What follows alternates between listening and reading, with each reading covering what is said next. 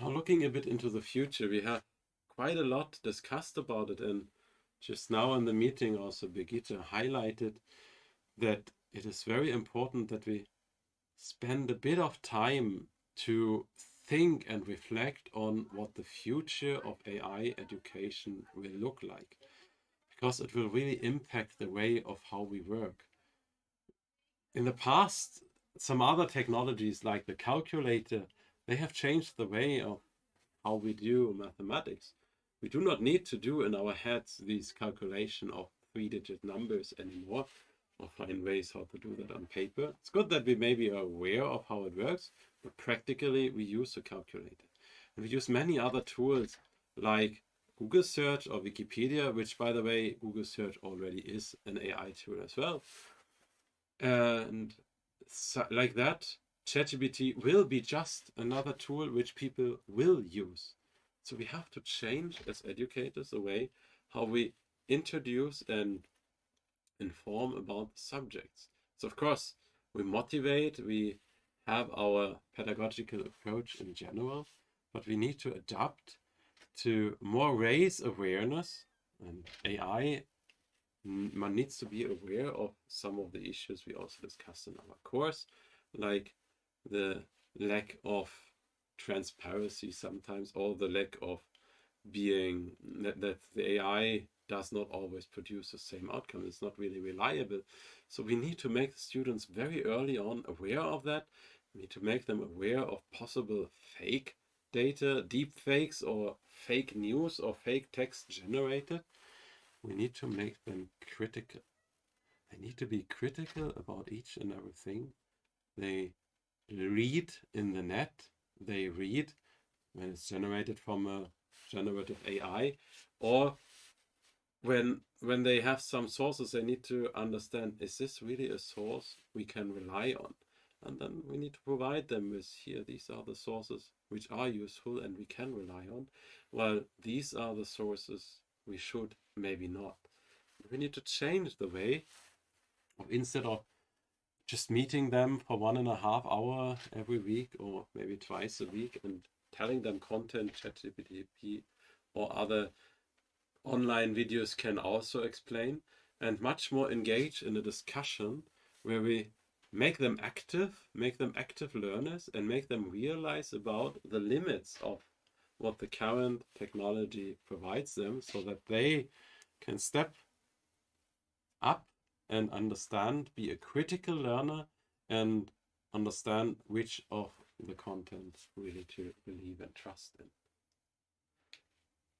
We also need to, and that's not only we, but in general in education, start AI education early on. And early on means really on preschool level, making children able to interact with AI, to control AI, but making them also aware of what's happening with AI. There's something happening in Sweden, very promising projects, some of them actually also with my colleague Peter Parnas, who is part of some of these tech labs here in Luleå. And there is early on this possibility to program robots, but also to experience virtual reality, and how sometimes an image you see is not the truth. Like my kids, they had pictures of themselves in a rocket on Mars, and they already knew, okay, that's not real, that's fake. Education will become also much more individualized. So we can, with the right tools, and we skill with the use of ChatGPT already now, but that will become much more multimedia, where we need to constantly develop our skills on how to interact with these tools, and then explain to the students, or maybe even if you do not have the time to interact with all these tools, have more of these sessions, interactive sessions with the students, where they use some of the tools and say, here, what you're explaining, I use now not ChatGPT, but let's say ChatPower XY, which doesn't exist yet. And then they tell you, this tells me that and that. And then you tell them, oh, this tool is quite interesting.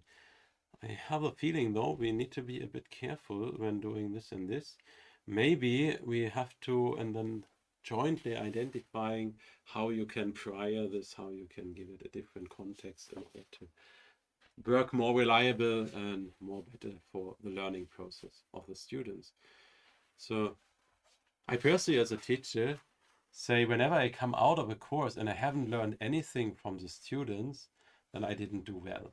And I think that's an issue, or that's a general way of teaching which we need to really shift, because it's not possible for me to interact with all possible AI tools which are around. But when I have more of these interactive sessions, I can learn from the students what they interact with and adapt and change then also my pedagogical approach.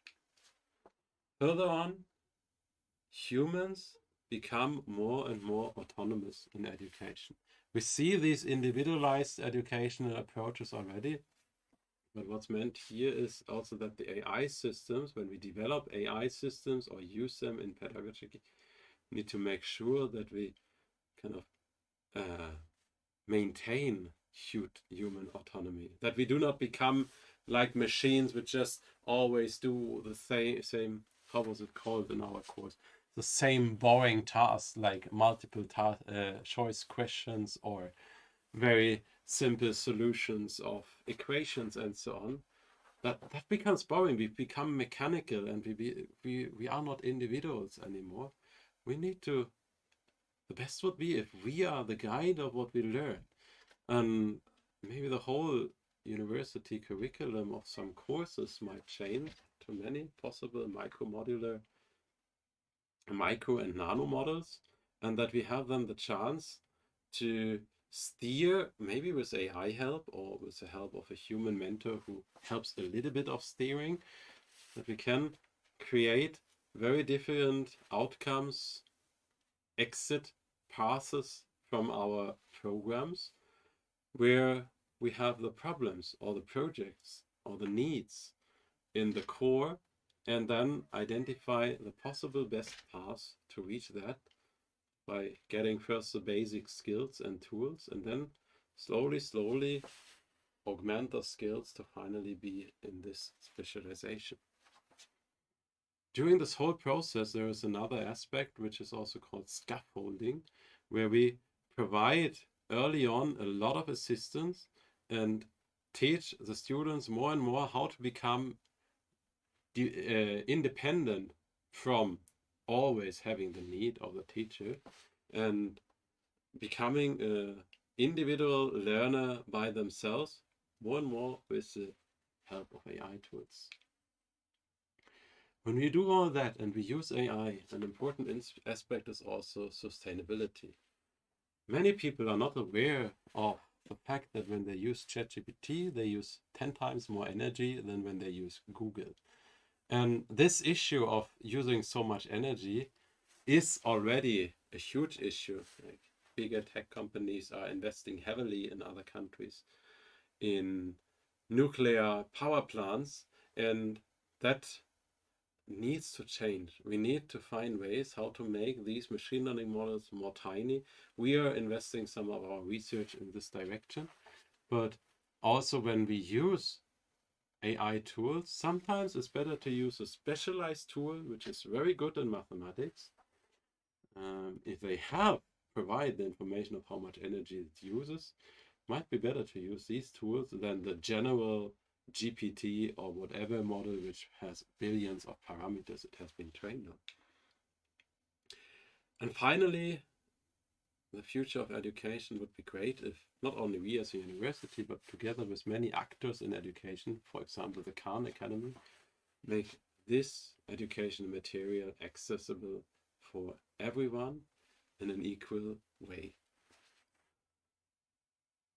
These are some thoughts about the future of education. In the webinar which I just joined, there were quite a few other thoughts as well, and there were some possible utopia and dystopia scenarios of what might happen and what maybe could happen if things go wrong. And one of the typical dystopia scenarios is that, education becomes irrelevant. We don't need it at all. We don't need teachers. We don't need universities. But quite often one realizes the steps needed to lead to that path become quite unrealistic. And we need to early on think where can it be wrong? For example, by guiding educational providers that they should have some quality assurance. There needs to be some levels of standards which are assured that it doesn't go wrong. On the other hand, the utopian scenario would be that we as teachers have many AI assistants, and we maybe have something where every human can always decide, I want to learn now this and that to solve this and that problem, just based on their interests and so on. That would be very great, and it requires quite a lot of other parameters to be set. The whole way how education and business and maybe our society works has to be rethought. And we are in the process in the EU of maybe starting some projects looking into possible of these future scenarios. And one thing is quite clear, at least in a perspective from Sweden, that this future and the control of the future should not lay in the hands of a few billionaires who make their sometimes ethically questionable decisions, but it should be more controlled by bigger societies, maybe by the needs, by the hopefully the general public, what would they like to see, and not just some individuals. This is not the end of the discussion of the future of AI. It is actually the start. And what I want to mainly highlight in this whole session is that there are so many possible ways. There might be dystopian and utopian ways. And what we need more is people discussing, spending energy into how the future might look like, because you might be a small part. I personally try to be a small part in influencing how the future of education will look like.